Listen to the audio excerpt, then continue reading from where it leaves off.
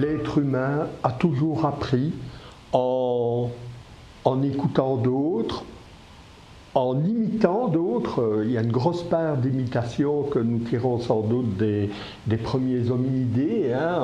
On voyait que faire telle chose conduisait à telle chose, etc. On a toujours appris en écoutant, on a toujours appris en interagissant avec d'autres. Donc voilà.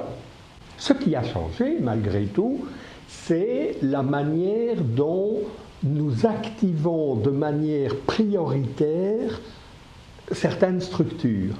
Et quand je dis structure, je pense aux scientifiques qui nous disent les structures neuronales, etc.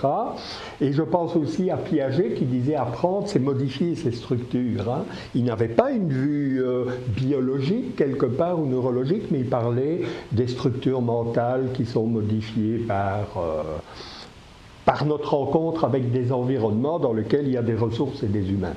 Oui, il y a des petits indicateurs qui font que notre façon d'apprendre est en train de changer, notre façon de mémoriser aussi. On nous dit, Michel Serres parle de l'externalisation des mémoires, et il nous rassure tout de suite en nous disant, on n'a pas le cerveau vide, on a le cerveau libre. Et ça me paraît extrêmement intéressant. De nouveau, c'est mon discours éternel, ces technologies sont un potentiel et pouvoir interactiver le potentiel, c'est une affaire des humains.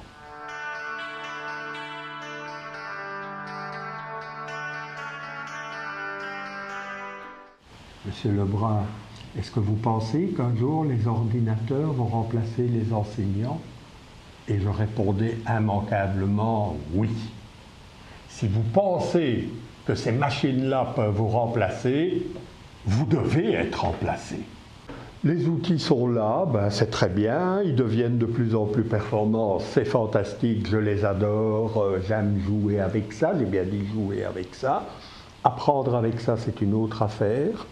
Et comment va-t-on revoir le paysage de l'éducation pour mettre moins de place à ces savoirs que l'on continue à transmettre contre vents et marées, pour évacuer quelque part, et j'emploie un mot fort volontairement, cette transmission des savoirs qui peuvent être faits en dehors de l'espace-temps de l'amphi, en dehors de l'espace-temps du campus, pour rendre ce campus plus vide de savoir, mais ils sont un peu partout, et le rendre finalement plus libre, plus intéressant.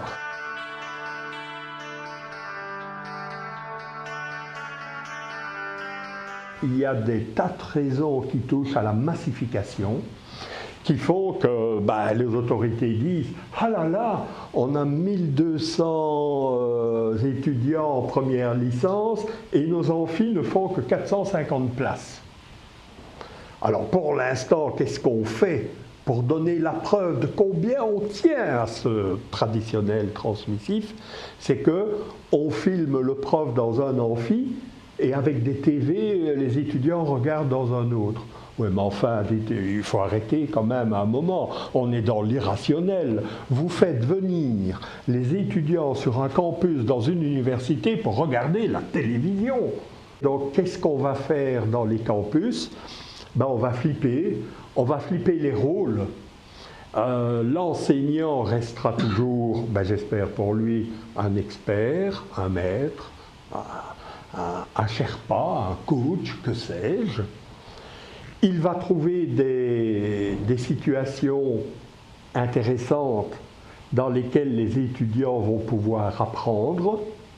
Former, c'est imaginer des situations dans lesquelles l'étudiant va pouvoir apprendre.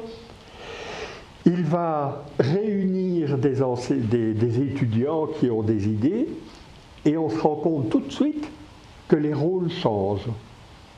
Moi, quand je donne des cours basés sur des études, des thématiques, etc., je te dis, j'ai mon ordinateur et je note des trucs que les étudiants disent parce que je n'y avais jamais pensé. Je deviens donc apprenant et mes étudiants deviennent des enseignants. On bascule aussi la place des savoirs et des fameux savoir-faire. On bascule les notions d'espace-temps. avant, on venait dans l'amphi pour se faire enseigner, et pas pour apprendre, pour se faire enseigner. Et l'apprentissage se passait à la maison, en d'autres lieux, au café avec des copains, que sais-je. Eh bien là, on renverse